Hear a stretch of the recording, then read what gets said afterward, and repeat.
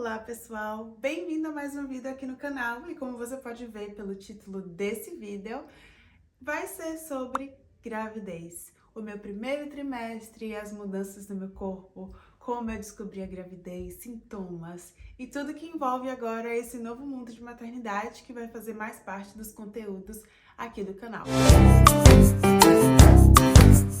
Então vamos começar pela descoberta da gravidez. Eu tenho aqui algumas, no bloco de notas que eu fui anotando no decorrer dos tempos. Então, eu descobri a minha gravidez no dia 20 de outubro. E, assim, foi um dia bem comum e, pra ser bem sincera, eu tive algumas perdas antes e eu vou gravar um vídeo sobre isso. Então, a descoberta dessa gravidez foi bem diferente. Então, assim, eu não pensei em gravar, não pensei em nada. E eu fiz o teste quando eu tava aqui em casa, eu tinha teste de gravidez. E foi, na verdade, 2 dias antes da minha menstruação chegar. Então foi descoberto, assim, bem cedo, com 3 semanas.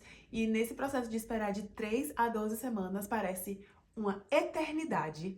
Deu o período da minha menstruação que era pra descer, não desceu. E eu fui acompanhando e, assim, fiz vários testes e as linhas foram progredindo e os números de semana foram progredindo, a depender se é um teste digital ou não.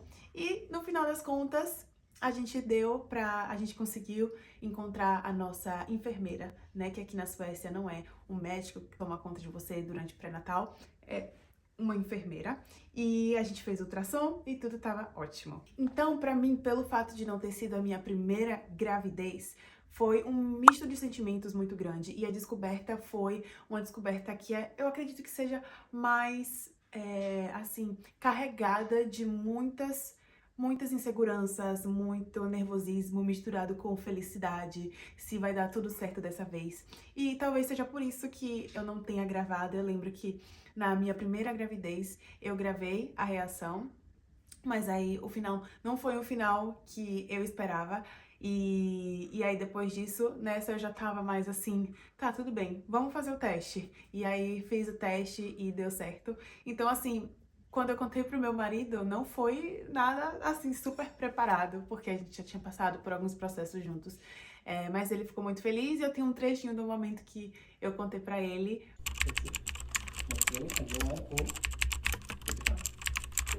Proteína, a mulher é brava. Eu te...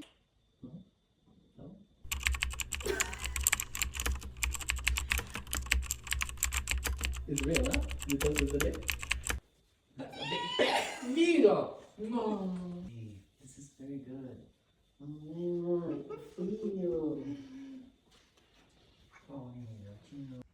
Mas esse processo de descoberta inicial foi muito raiz, assim, foi muito simples, mas continua sendo especial, claro, e a gente tá muito feliz. E agora vamos entrar neste tópico que ele pode ser um pouco controverso, que é o de sintomas. Eu esperava, como assim, eu assisti vários vídeos de mulheres falando dos sintomas que elas tiveram, e eu acho ótimo que a gente tem muita informação, ajuda muito nesse processo que você tá se sentindo um pouco mais, assim, que talvez você não tenha contado pra muitas pessoas, e aí você ouve histórias de outras mulheres que estão na mesma semana que você e sintomas que elas estão tendo, mas tem seus pontos positivos e negativos. A minha experiência, e talvez isso ajude outras mulheres que vão passar pela mesma situação que eu não tive muitos sintomas. E isso é ótimo, mas também isso assim, dá um pouco de medo, porque você fica preocupada pelo fato de você estar se sentindo ótima e se perguntando se realmente tudo tá bem porque você tá se sentindo ótima, e quando você vê aí na maioria das pessoas, elas estão com náusea, estão com um cansaço absurdo, que você não consegue fazer nada, estão sentindo assim mil coisas. Então, o que eu anotei aqui de sintomas, por exemplo, nas 3 semanas, foram seios um pouco doloridos, que isso eu senti mesmo, e às vezes vinha uma vontade assim de engoiar, mas não era, nunca cheguei a vomitar, nunca cheguei a ter náusea mesmo, e um pouco de cólica, como se fosse cólica de menstruação, mas bem, assim, bem levinha mesmo, e a menstruação acabou nunca vindo.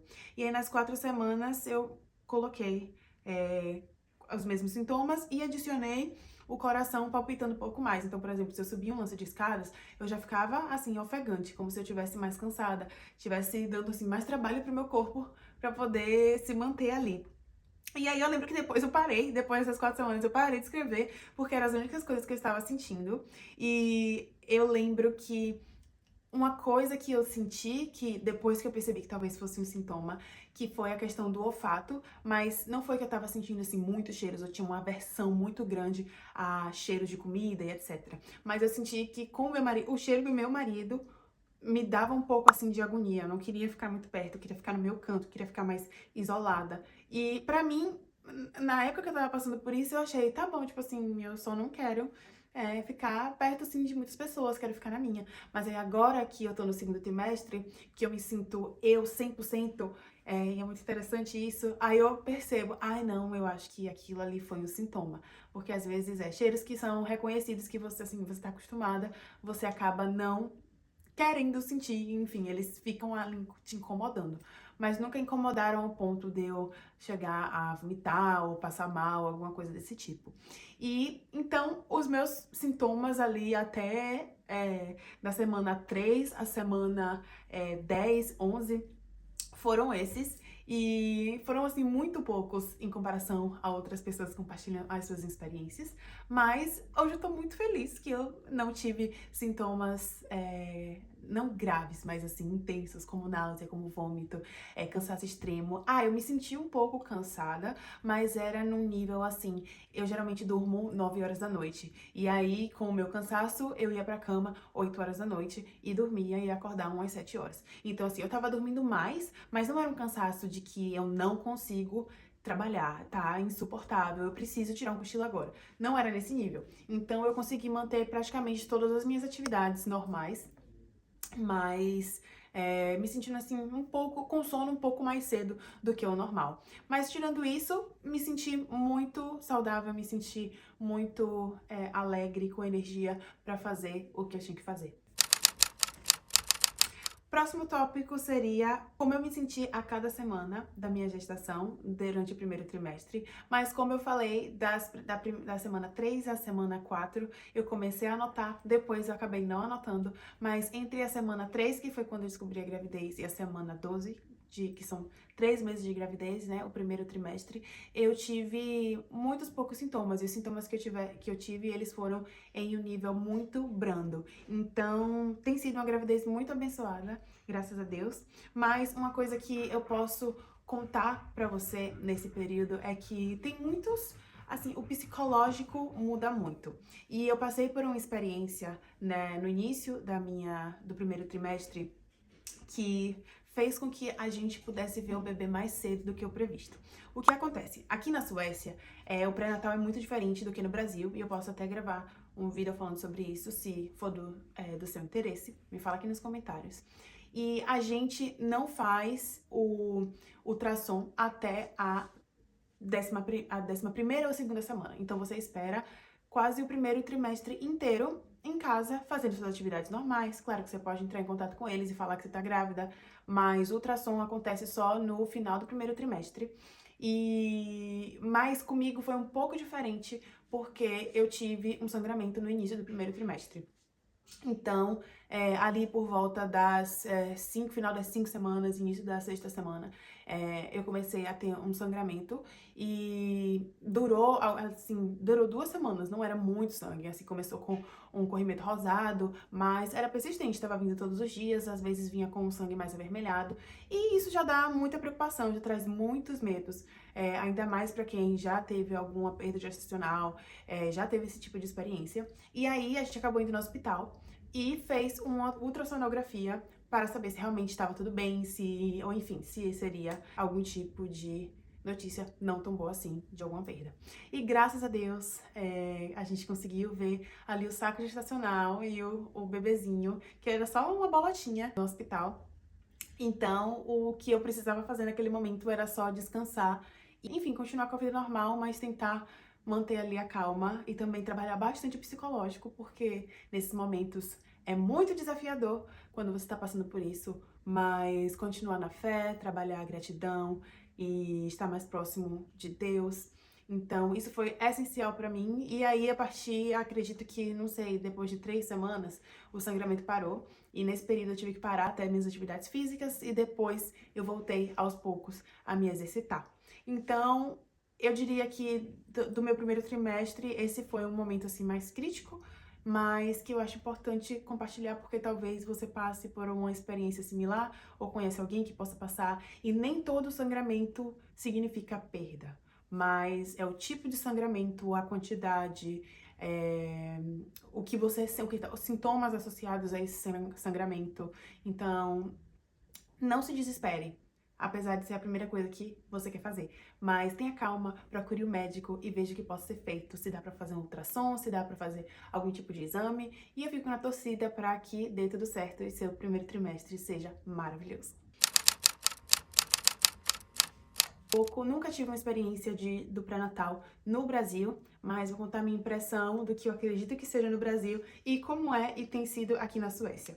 Aqui na Suécia, a gente tem o Sistema Nacional de Saúde Pública e uma vez que você tem, enfim, um número pessoal daqui, que é como se fosse a sua carteira de identidade, você pode fazer parte e usufruir desse sistema.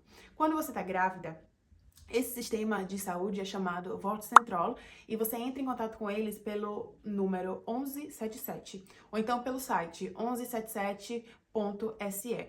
E você registra, você coloca lá que você está grávida e eles vão te direcionar para uma clínica que seja próximo de onde você está morando, da sua área, para que você comece a ter o contato com a sua enfermeira, que vai te acompanhar, enfim, para que eles te registrem no sistema. Então, eu fiz esse processo assim que a gente descobriu. Não foi no mesmo dia que eu me registrei, mas foram talvez 2 dias depois, 3 dias depois, que eu tava, na verdade, tava meio, assim, escéptica, tava nervosa pra saber se realmente a gravidez ia pra frente ou não.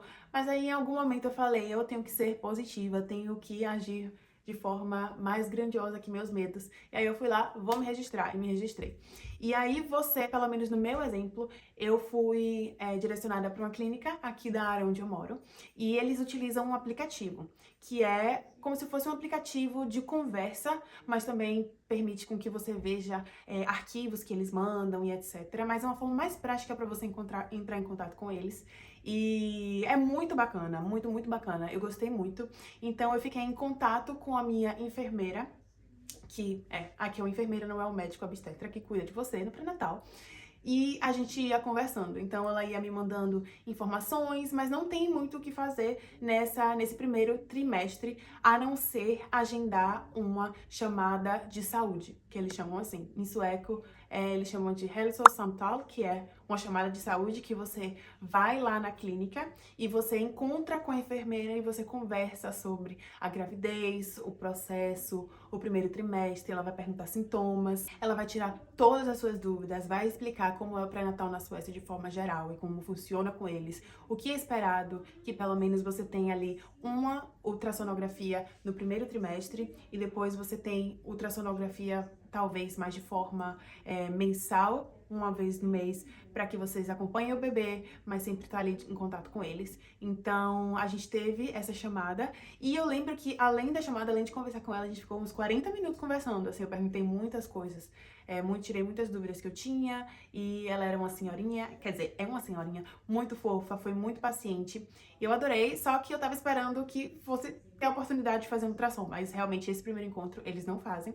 E o que eu fiz foi tirar sangue para eles medirem o HCG e realmente confirmar ali minha gravidez. Então eu fiz esse exame de sangue e depois ela me mandou a mensagem dizendo que estava tudo bem e que depois a gente faria um exame de sangue mais extensivo em um outro encontro que a gente teve. E esse foi o primeiro encontro que eu tive com a minha enfermeira. E eu quero lembrar que cada gravidez é, assim, única, única, única mesmo. O seu corpo é único, o que você sente é único. Então, evitar se comparar é muito importante nesse processo. Porque eu me comparei e às vezes me comparo, o tamanho da barriga, o que eu tô sentindo e etc. Mas realmente cada pessoa é única. E eu acreditava que talvez algo não tivesse bom porque eu tava me sentindo ótima, sem sintomas, mas tudo tava maravilhoso. Então talvez você experiencie algo parecido ou o oposto e não significa que tem algo de errado. É só a forma do seu corpo reagir e que o melhor é a gente aceitar. E aí depois desse primeiro encontro, a gente teve um segundo encontro, que foi o que chama inskrivningen, que é quando a gente faz um exame de sangue mais rebuscado e a gente ainda, enfim, fala o que conversa sobre a gravidez, os planos, como tem sido, também pode perguntar, tirar dúvidas com ela.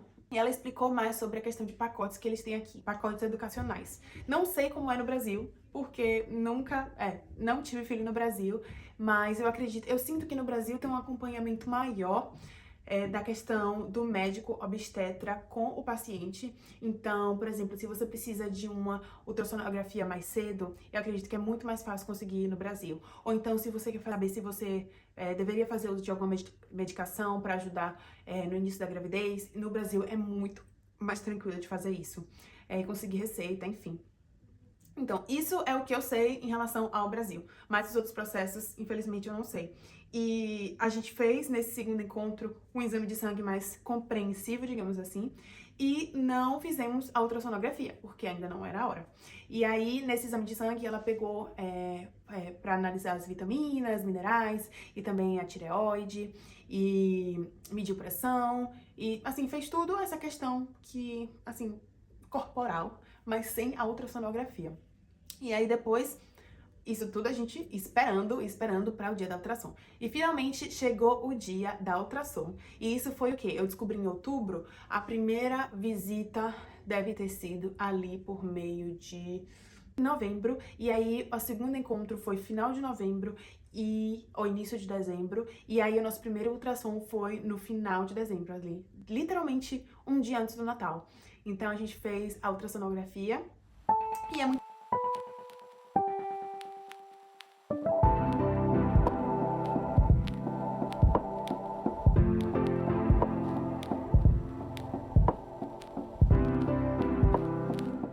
interessante porque não sei se é o mesmo médico obstetra que faz a ultrassonografia, mas a gente teve que ir para uma outra clínica para poder fazer a ultrassonografia, o morfológico, né, que chama. E tava tudo certo, dá pra ver o bebezinho pequenininho, os 5 dedinhos se mexendo e ver até o coração. Então foi assim uma grande bênção pra gente, pra poder ter essa experiência de forma positiva e uma resposta maravilhosa.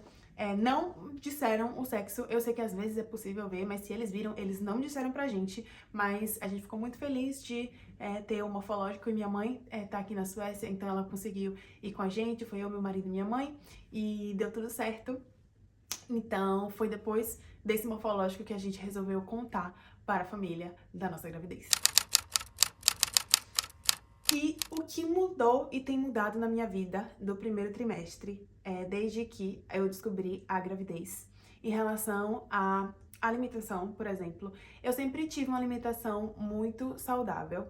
Eu sempre busquei, assim, fazer escolhas positivas para o meu corpo, comer salada, comer frutas, mas eu fiquei ainda mais consciente sobre o que eu estava ingerindo, porque tudo que eu tô ingerindo vai pro bebê. E eu passei a evitar e não comer coisas cruas, peixes crus, enfim, carne crua, mal passada, porque, enfim, pode ter bactéria. E eu sei que muitas pessoas às vezes comem porque, na verdade, depende de como a carne ou o peixe é feito e se for de um local confiável, não tem problema, mas eu prefiro evitar. Então eu não estou comendo coisas cruas, mas dos demais eu tô comendo, assim, tudo, bastante vegetais. Eu tento ter uma alimentação pescatarian, que fala, que é tipo assim, vegetariano mais peixes, mas às vezes, se for servido uma carne, eu acabo comendo a carne, mas assim, fazendo escolhas mais saudáveis mesmo pro meu dia a dia. E claro, docinhos, que eu não gosto de ser radical. E eu acho que nessa época, se você tá com vontade de comer um doce, vai comer o seu doce e come seu doce em paz. Se você puder treinar, treine. Mas coma seu doce em paz. Vai dar tudo certo. Eu parei ali de me exercitar na primeira semana, como eu contei, por conta do sangramento que eu tive. Então, eu comecei a me exercitar, assim, depois, lá pras, talvez, 8, 9 semanas. E eu sempre me exercitei, sempre fui pra academia, sempre fiz yoga, fiz funcional, enfim, sempre me movimentei bastante.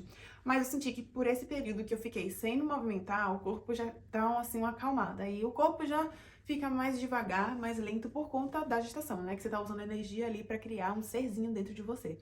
Então, eu comecei muito leve. Eu, na verdade, comecei um acompanhamento com uma personal online do Brasil e que ela é especializada em gestantes. Então, as atividades que eu faço em casa, com halteres, com bola, com fitas. E eu tenho gostado bastante, tô sentindo até dor de treino.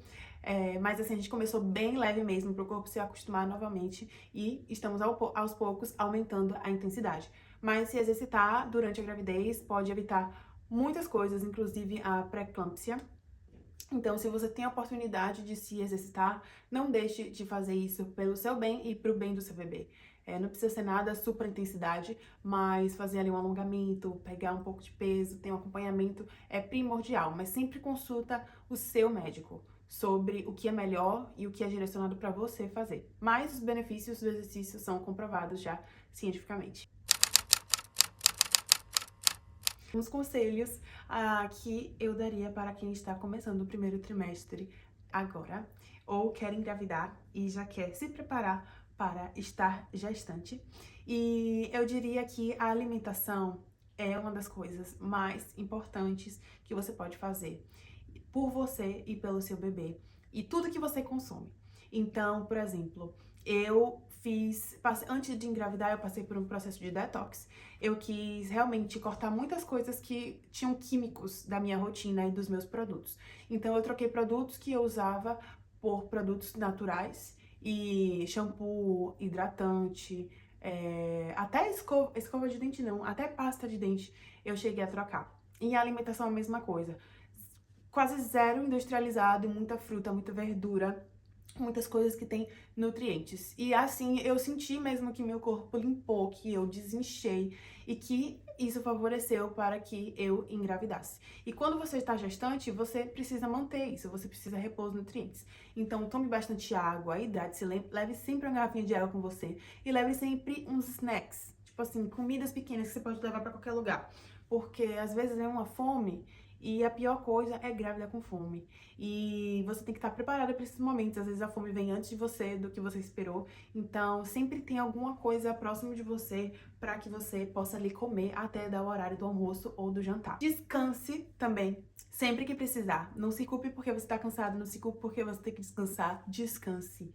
Tá? Se o seu corpo tá pedindo, ouça o seu corpo. Esse é um momento tão abençoado, esse é um momento de tantas mudanças do seu corpo, e cada corpo reage de uma forma. Então, dê tempo pra você se acostumar, pro seu corpo se acostumar. Então, descansar, não se sinta culpada por descansar. Pense que é uma bênção que você tá podendo gerar uma vida dentro de você.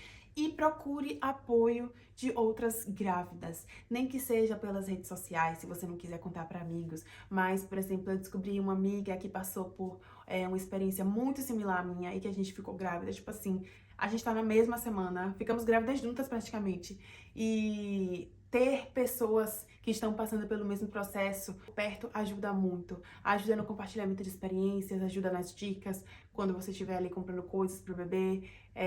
E dá um apoio mental, porque talvez você seja a única pessoa do seu roda de amigos que está grávida.